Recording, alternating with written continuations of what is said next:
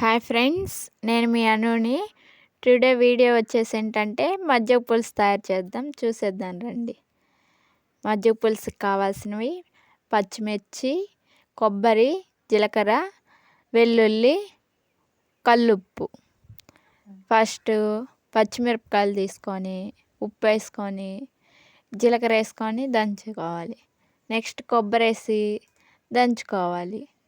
Next వెల్లుల్లి వేసి దంచుకోవాలి.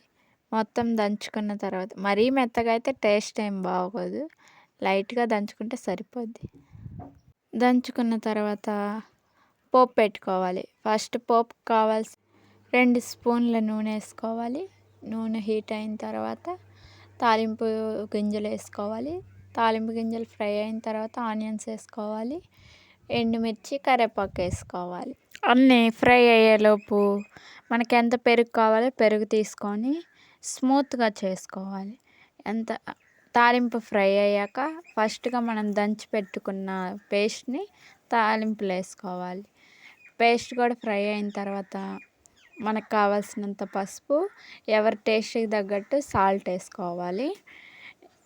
మొత్తం ఫ్రై అయిన తర్వాత మనం స్మూత్గా చేసుకున్న పెరుగుని తాలింపులో వేసుకోవాలి.